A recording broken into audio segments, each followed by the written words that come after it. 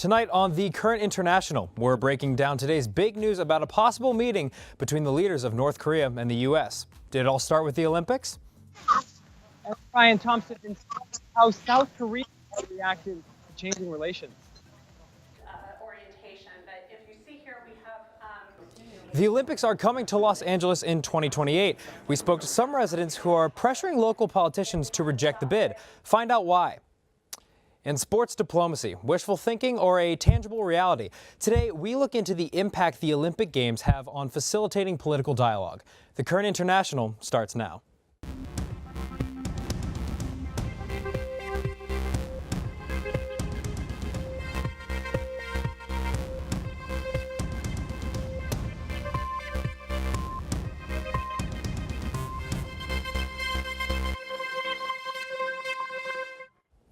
Have the Winter Olympics led to peace on the Korean Peninsula? Good evening, I'm Dan Toomey. Now, just a few hours ago, the South Korean National Security Advisor announced a breakthrough in U.S.-North Korean relations. Speaking from Washington, the Korean official said that both President Donald Trump and North Korean leader Kim Jong-un are open to a meeting. Among the possible topics are denuclearization and the future of the Korean Peninsula. Kim pledged that North Korea will refrain from any further nuclear or missile tests. He understands that the routine joint military exercises between the Republic of Korea and the United States must continue. Now, the relationship between the U.S. and the Koreas is complicated. So where did all of this talk of peace begin? Some say the Olympic Games may have been a good starting point. In January, North and South Korea opened communication for the first time in 2 years, reportedly due to Kim Jong-un's hope to send North Korean athletes to compete at the Olympic Games. The two Koreas eventually agreed to walk under one unified flag and field a joint women's hockey team. Now, during the opening ceremonies, Vice President Mike Pence sat just rows away from the North Korean leader's sister, Kim Yo-jong. A meeting between Pence and North Korean delegates was scheduled for after, but it eventually fell through. Now, the next day, Kim Yo-jong delivered a handwritten letter to South Korean President Moon Jae-in, inviting him to attend negotiations in the North. Jin did not attend this, but on February 23rd, that's just 2 days before the Games ended, the White House announced a new set of sanctions on North Korea. Since taking office, President Trump has taken a tough stance towards Kim Jong-un's government. Then at the closing ceremony, 2 days following this, Ivanka Trump sat close to one of the North Korean representatives. It was a controversial decision given that South Korean activists had waited at the DMZ border earlier that day to prevent this delegate from entering the country. Now, after the Olympics, moving on, Kim Jong-un spoke with many South Korean delegates, and some of those delegates are now at the White House and delivered the historic news about what appears to be a major breakthrough in diplomatic relationships between the two countries. I spoke with one expert in sports diplomacy about what these Olympic Games meant on the world stage and where we are headed now in terms of Korean peace talks. I would say that the biggest result of this Olympics is that the relationship between these two countries seem to have taken a turn for the better. And I think that but for the Winter Olympics, this may not have happened. Excuse for dialogue happened because of the fact that this event took place. We've actually had opportunities where these two countries have been in close proximity in relation to athletic, and people thought that the problems would be solved and ended up not being the case at all. But I think it's a mistake for anybody not to be hopeful that this could be the time when these two countries could solve some of their differences. Now, the Winter Olympics may be over, but it appears as though its diplomatic effect will last for the months and perhaps years to come. My colleague Claudio Buccio will be hearing from one of our reporters currently in South Korea. Thanks, Dan. Our reporter Ryan Thompson is live in Seoul, now bringing us the latest on how people in South Korea have reacted to this historic news. So Ryan, in addition to jet lag and a long flight, can you tell us what are some of your first impressions? South Koreans are skeptical. Been where they were for a long time. Koreans didn't think twice when they heard about any news or efforts to de-escalate relations here on the Korean Peninsula. This is clearly different, and South Koreans are really perceptive of that fact. when President Moon took power in 2017, he made it clear that he planned to try and remove the deadlock here on the Korean Peninsula. And he reached out to Pyongyang a number of times. So given all his work, I don't think South Koreans are surprised that relations are beginning to thaw and move towards the better. I think what they're telling me is that they're surprised about the speed that this is happening and the moment in time that this is really taking place. Well, thank you so much, Ryan, for joining us.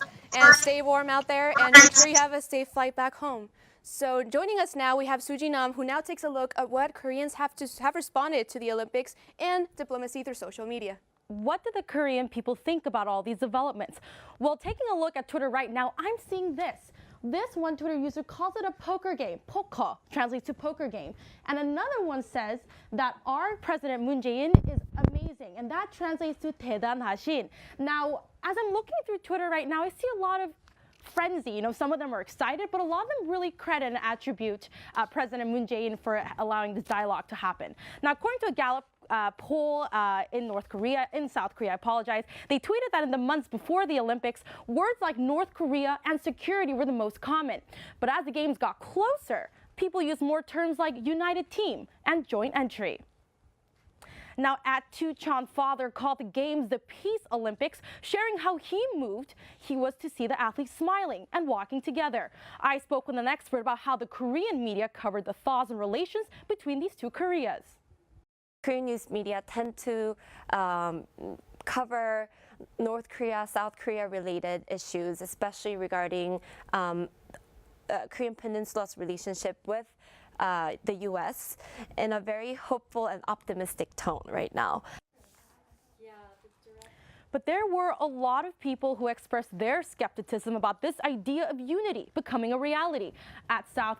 Korea 2017 wrote that North Korea will never change, and that along with this dialogue between the North and the South, they have a hidden agenda, a sword under the desk. Now, Kristen told the media coverage has caused a lot of differing opinions like these.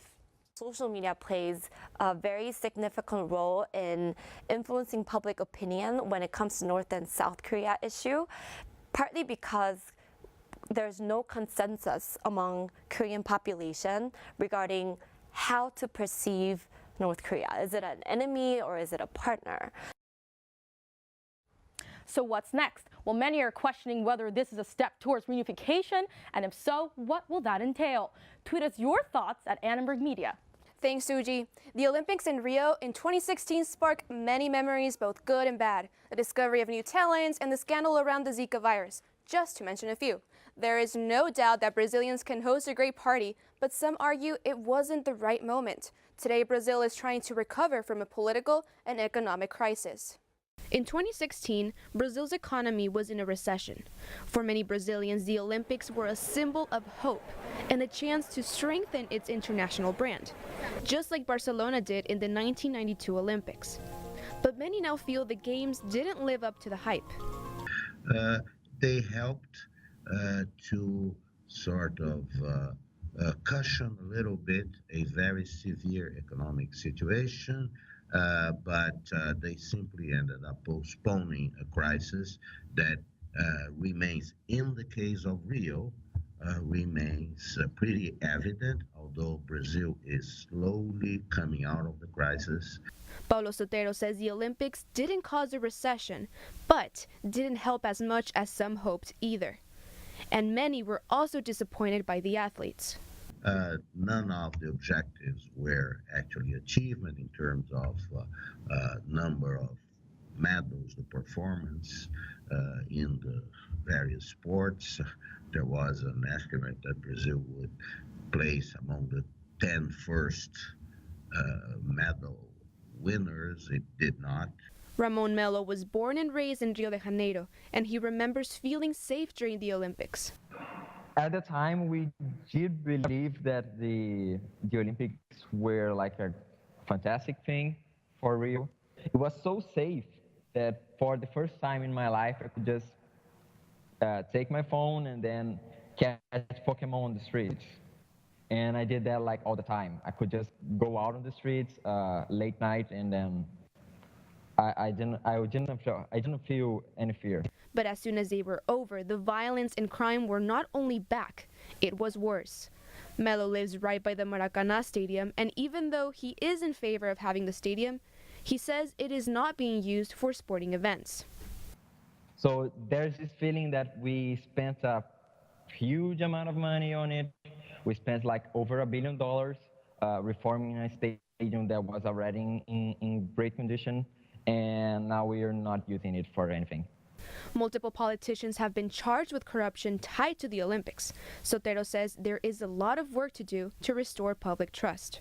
Is to change its political system to make it more transparent, open, and representative of the ideals of people. We cannot blame others for this crisis. This crisis was produced in Brazil by Brazilians. It will have to be solved by Brazilians.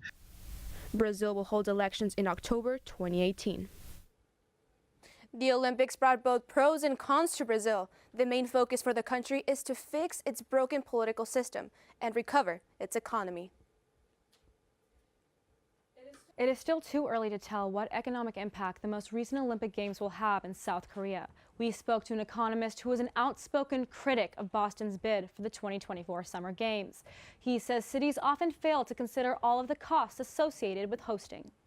We don't want all of the commotion. We don't want the disruption. We don't want the dislocation. And we don't want the financial burden of hosting the games. While there are many risks to hosting, Zimbalists believe Los Angeles may face fewer costs because it already has the infrastructure to support the Games. The Olympics aren't always an economic win for the host country. Human rights advocates say they can also be bad news for marginalized communities. Last year, the International Olympic Committee made changes to its contract with host cities. It is now including an anti-discrimination pledge, as well as a commitment to protect human rights. This comes after reports of forced evictions, labor violations, and the removal of homeless communities in previous games. Some Los Angeles advocates are concerned about the impact of the 2028 Olympic Games on the homeless community here. I spoke with advocates and experts about the possible effects for some of LA's most vulnerable residents. We have an exploding homelessness crisis. I think the numbers conservatively now are around 60,000 people, but it's probably more and it's ever growing.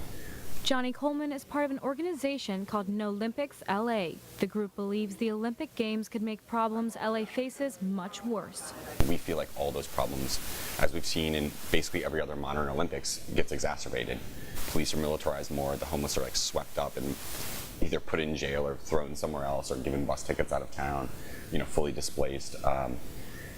And there's really no reason to risk that much as a community and also not getting anything in return that's meaningful. No Olympics is fighting to get local politicians to reject the LA bid before 2028, but one expert I spoke to thinks that's the wrong focus. I think No Olympics should be more focused on solving the issue rather than saying just don't have the Olympics here. Because I think that's actually that's an easier thing to say. It's easier to say let's not have the Olympics because it's a humanitarian issue. The harder thing to do is saying yes, let's have the Olympics and solve this issue because we can do both. Jack Leahy is program coordinator for the USC Transition to Housing Project for homeless individuals in Los Angeles. He says the homelessness crisis in LA existed long before the Games and challenges advocates to step up and solve the problem now. I don't buy it as okay, the Olympics are here, now it's a crisis. It's a crisis now, and we have 10 years to fix it. According to the Los Angeles Homeless Services Authority, California has the largest population of homeless individuals in the country, residing in places not fit for human habitation. Activist Caleb Havens has been on a hunger strike for the last 23 days, while chained to a fence on Skid Row. He wants to call attention to the homeless crisis going on in Los Angeles. I'm looking for a solution before then, whether or not the Olympics comes. I think this city has its priorities a little messed up. If in the equation we're going to lose money on a venture, money that should be going towards helping to displace the people who are probably going to be displaced further if the Olympic is handled the way it's been handled in other cities with a large homeless population. Havens believes housing is a human right and that the city of Los Angeles could be doing more to utilize land for housing. In a drought, you shouldn't be allowed to sit on a huge reserve of water while people are dying of thirst. Similarly, you shouldn't let people die for lack of shelter by sitting on a reserve of land you have no use for. Havens and other advocates want a portion of the money made from the Olympics to go towards housing development for the homeless communities. We're not going to win tomorrow. We're probably not going to win next week. Even if we were forced to have them, we could maybe go back to the bargaining table and get something meaningful for the communities. That's, you know, a park's great, but if 1 in 5 kids in LAUSD is housing insecure, what good is a sports program if you don't have food or a house? I reached out to the office of Eric Garcetti for a statement, but have not received a response yet. With the International Olympic Committee implementing revised human rights protections, there might be a chance for the future of the Olympics. Back to you. The Current International returns in 3 weeks with another edition. Until then, get in touch with us on Facebook or Twitter and tell us what global story you would like to learn more about. Until then, I'm Dan Toomey, and on behalf of everyone at Annenberg Media, good night.